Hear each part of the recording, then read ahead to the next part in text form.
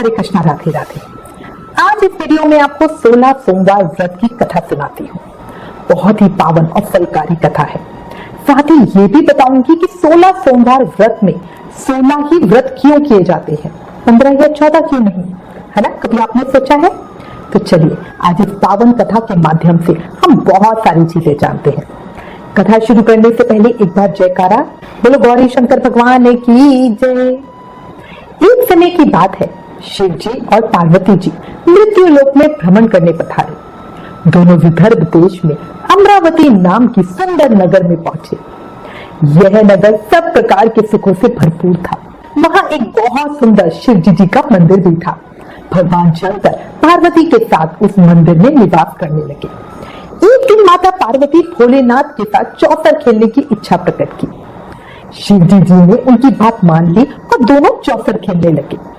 तभी मंदिर का पुजारी पूजा करने के लिए आया। माता पार्वती ने उससे पूछा, पुजारी जी, हम में से कौन जीतेगा? पुजारी जी बोले, महादेव ही जीतेंगे। थोड़ी देर बाद खेल समाप्त हुआ तो विजय पार्वती जी की हुई।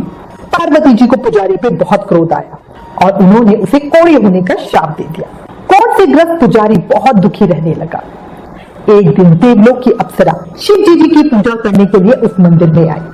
पुजारी जी को कोढ़ की अवस्था में देखकर दया भाव से पूछताछ करने लगी। पुजारी जी ने सारी बात उसे बता दी तो अप्सरा बोली, तुम सभी व्रतों में शेष 16 सोमवार के व्रत को करो। इससे शिव जी प्रसन्न होंगे और वे तुम्हारे कष्टों को अवश्य ही दूर कर देंगे। पुजारी जी ने इस व्रत की विधि पूछी। अप्सरा ने बताया, सोमवार के दिन व्रत रखो, स्वच्छ वस्त्र धारण करो, संध्या और उपासना के बाद आधा किलो गेहूं का आटा लेकर उसके 3 भाग बनाओ। घी, गुड़, दीप, नैवेद्य, पुंगी फल, बेलपत्र, जनेऊ का जोड़ा, चंदन, अक्षत और पुष्प आदि से प्रदोष काल में भगवान शंकर की पूजा करो। 3 अंग में से एक शिव जी को अर्पण करो, बाकी 2 को शिव जी के प्रसाद के रूप में उपस्थित जन को बांट दो। खुद भी वही प्रसाद लो। इस तरह 16 सोमवार व्रत करो। 17वें सोमवार को पाव भर आटे की बाटी बनाओ, उसमें घी और गुड़ मिलाकर चूरमा बनाओ। शिव जी को भोग लगाकर वहां उपस्थित सभी भक्तों को बांट दो। इसके बाद कुटुंब सहित प्रसाद लो। इस व्रत को करने से हमारे सभी मनोरथ पूरे हो जाते हैं। ऐसा बताकर अप्सरा चली गई। अब पुजारी जी ने यथाविधि 16 सोमवार के व्रत किए। भगवान शिव की कृपा से वो कोढ़ मुक्त हो गया और आनंद से रहने लगा। कुछ दिनों के बाद शिव जी और पार्वती जी वापस उसी मंदिर में आए। ब्राह्मण को निरोगी देखकर कारण पूछा। पुजारी जी ने 16 सोमवार व्रत की कथा सुनाई। पार्वती जी खुद भी 16 सोमवार के व्रत करने के लिए तैयार हो गई। ये व्रत करने से उनसे रूठे हुए उनके पुत्र कार्तिकेय माता के आज्ञाकारी हो गए। अब कार्तिकेय जी ने माता से पूछा, आपने क्या किया जिससे मेरा हृदय परिवर्तन हो गया? पार्वती जी ने 16 सोमवार की कथा कार्तिकेय जी को भी सुना दी। कार्तिकेय ने अपने खास मित्र जो कहीं खो गया था उससे मिलने की कामना से 16 सोमवार के व्रत किए तो उन्हें जल्दी ही वो मित्र मिल गया। मित्र ने इस आकस्मिक मिलन का कारण पूछा तो कार्तिकेय जी ने उसे 16 सोमवार व्रत के करने का बताया। मित्र ने व्रत की विधि पूछी और स्वयं के विवाह की मनोकामना से 16 सोमवार के व्रत किए। कार्तिकेय का मित्र एक स्वयंवर की सभा में गया तो वहां की राजकुमारी ने आकर्षित होकर उसके गले में वरमाला डाल दी और उसे अपना पति स्वीकार कर लिया। राजा ने उन्हें बहुत सा धन और सम्मान देकर भेजा। उसके बाद दोनों सुख से रहने लगे। जब 16 सोमवार के व्रत का उसकी पत्नी को पता लगा तो उसने भी पुत्र प्राप्ति की कामना से 16 सोमवार के व्रत किए। उसके एक अति सुंदर, सुशील और बुद्धिमान पुत्र प्राप्त हुआ। जब यह पुत्र बड़ा हुआ तो उसने अपनी माँ से 16 सोमवार के व्रत की गाथा सुनी तो उसने राज अधिकार प्राप्त करने के लिए 16 सोमवार के व्रत शुरू कर दिए। एक राजा को अपनी कन्या के लिए योग्य पुरुष की तलाश थी। राजा ने अपनी कन्या का विवाह उस सर्वगुण संपन्न पुरुष से कर दिया। राजा के कोई पुत्र भी नहीं था। अपने दामाद की योग्यता देखकर उन्होंने उसे ही राजा बना दिया। राजा बनने के बाद वह 16 सोमवार के व्रत करता रहा। 17वें सोमवार आने पर उसने अपनी पत्नी से शिव जी की पूजा करने के लिए मंदिर चलने को कहा। रानी ने दासियों के हाथ पूजा की सामग्री तो भिजवा दी लेकिन खुद नहीं गई। राजा ने शिव जी की पूजा समाप्त की तो आकाशवाणी हुई, हे राजा, अपनी रानी को राजमहल से निकाल दे, नहीं तो तेरा सर्वनाश हो जाएगा। राज दरबार में आकर सभासदों से विचार विमर्श किया और सर्वनाश के भय से रानी को राजमहल से निकाल दिया। अपने दुर्भाग्य को कोसते हुए वो नगर से बाहर चली गई। दुखी मन से चलते हुए एक गांव में पहुंची। वहां एक बुढ़िया थी जो सूत बेचती थी। बुढ़िया ने दया करके रानी को अपने साथ सूत बेचने के लिए रख लिया। जब से रानी को साथ रखा, बुढ़िया का सूत बिकना ही बंद हो गया। बुढ़िया ने रानी से वहां से जाने को कह दिया। रानी एक तेली के यहाँ काम मांगने गई। उसी समय तेली के मटके चटक गए और उसका सब तेल बह गया।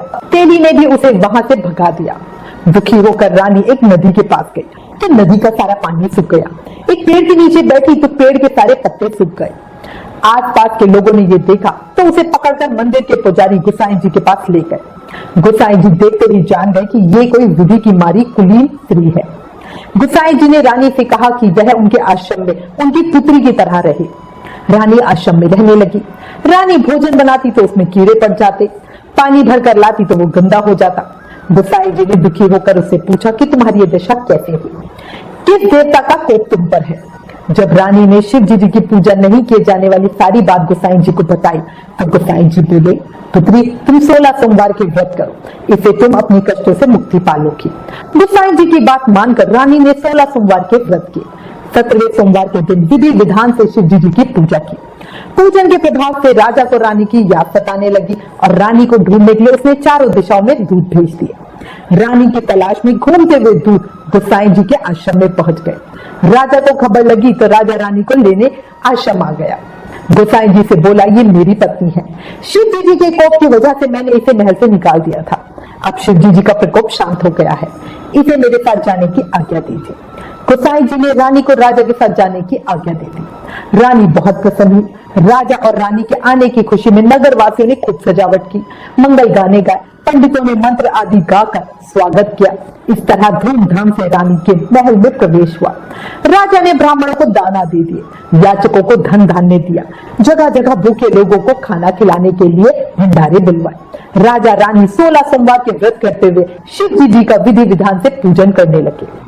उसके बाद वो सुख पूर्वक लंबे समय तक जीवन बिताने के बाद शिवपुरी पधारे। जो मनुष्य मन वचन और क्रम से भक्ति पूर्वक 16 सोमवार का व्रत और पूजन विधिवत करता है वह सभी सुखों को प्राप्त करके शिवपुरी को जाता है।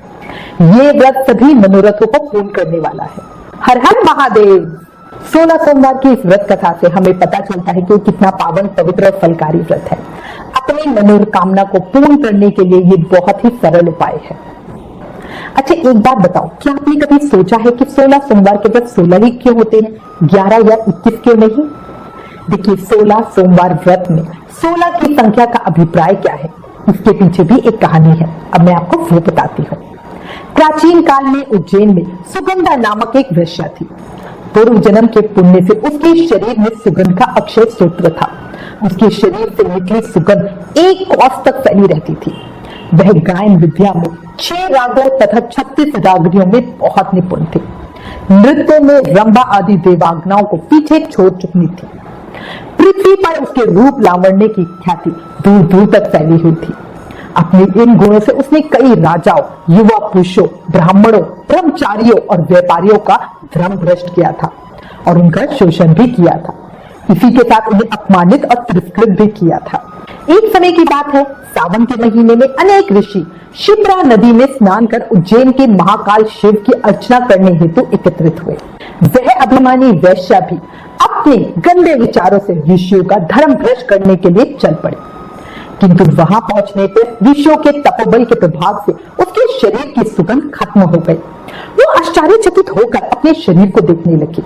उसे लगा उसका सौंदर्य भी नष्ट हो गया है।